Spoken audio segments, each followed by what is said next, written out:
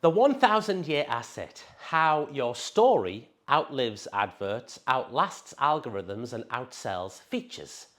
In the dead of night, shrouded in total secrecy, and moving under a full police escort, an operation crossed the English Channel that was reminiscent of a Hollywood heist. However, no shots were fired and nothing was stolen. In fact, something was being returned. Then, at 2 a.m. on Friday, a climate-controlled, shock-absorbing crate quietly rolled into the British Museum. Inside it was a 68-metre stretch of linen that hadn't been on British soil for nearly 1,000 years. The Bayeux Tapestry had arrived. To accommodate this amazing artefact, the museum had to build the longest custom display case in its entire history just to hold it. And before it even left France, engineers had to run full-scale simulation trips using a full replica crates just to make sure the road vibrations didn't damage the fabric. And despite its name, it isn't even a real tapestry. It's an embroidery made of 9 separate panels stitched together with wool thread. This massive medieval comic survived the French Revolution, Nazi occupation in World War II, and today people are going to be queuing down the street to be able to experience it. Why? What makes this thing so goddamn special? Well, it's the fact that it's one of the most powerful visual storyboards ever created. It took 2 years to make and has 58 scenes with 600 human figures and 200 horses. And at its heart, the Bayeux Tapestry is like a box set from the 11th century. Imagine if Game of Thrones and Succession had a baby and you'd be close. It tells the epic story of the Norman conquest of England in 1066, tracking the bitter rivalry between 2 top dogs over who had the right to wear the English crown. Harold Godwinson, the last Anglo-Saxon king of England, and William, Duke of Normandy, who became William the Conqueror. The narrative reads exactly like an episodic graphic novel, structured into 3 distinctive acts. Now, whoever commissioned that piece of extraordinary embroidery 1,000 years ago understood something fundamental about human nature. The best way to preserve a story is to tell a story. See, since the dawn of civilization, humans have used stories to teach, to communicate, to educate, to persuade, and to pass ideas from one generation to the next. Jesus taught through parables, Aesop used fables, the brothers Grimm gave us Hansel and Gretel and Snow White, Robin Hood, Sherlock Holmes, Superman, Spider-Man. The characters change, the medium changes, but the principle never does. Humans are wired for stories. More than that, we absolutely bloody love stories. In fact, we're addicted to them. We binge them on Netflix, listen to them on podcasts, read them before bed, in the bath or on the plane. We tell them over a pint and share them around the dinner table. Our life is a collection of stories. And if you're a pet business owner who isn't telling stories and your marketing is nothing but offers, announcements, and spaces available posts, then you're fighting against thousands of years of human psychology.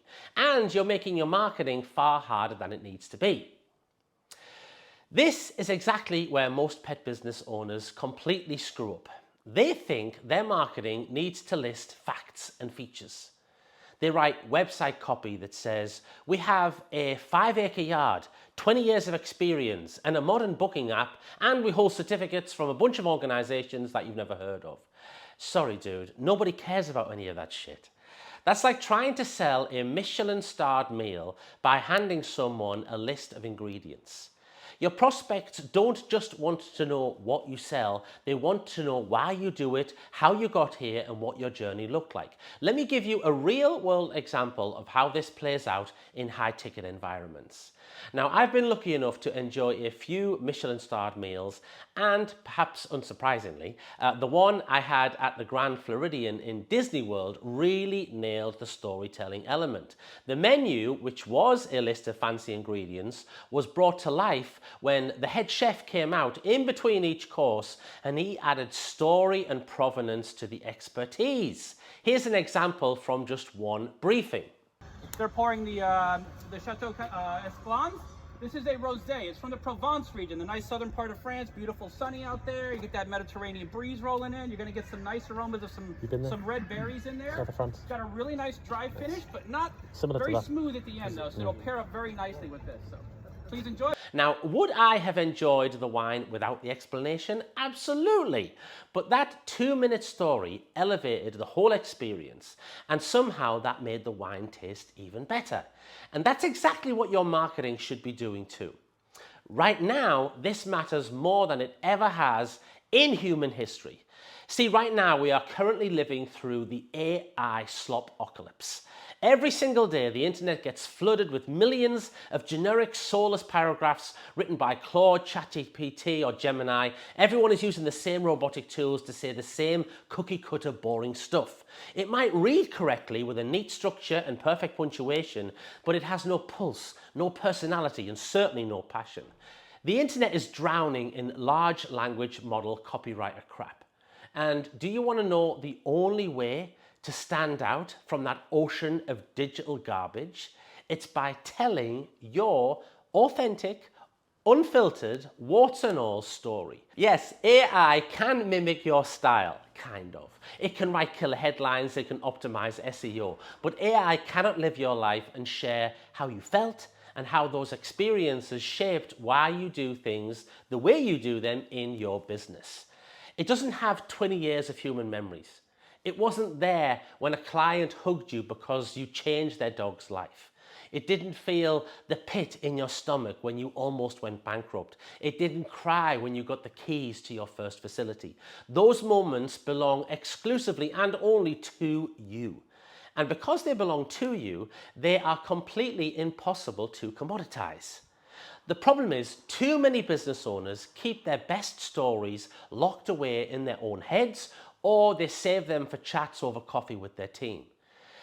You need to stop creating content and you need to start story selling your pet services. Now, when I say your story, I don't mean a single neat paragraph on your about page. You have dozens or even hundreds of stories to tell. You have your origin story, your worst client story, your biggest mistake story, the puppy that changed a family's life, the shy and anxious French bulldog who came out of their shell and started wagging their stubby tail for the first time when they went in your scent space. Every single one of those experiences is a unique asset which you can use as a lasso or a lure that hooks people in. Your story is what attracts the right people into your business. It's what makes a difference to you in a market full of automated noise. It's what gives your business personality, and it's the only thing people will actually remember long after they've forgotten your prices and your services. The Bayeux Tapestry was originally commissioned as pure Norman propaganda. Someone wanted to make absolutely sure that their version of events was the one history remembered.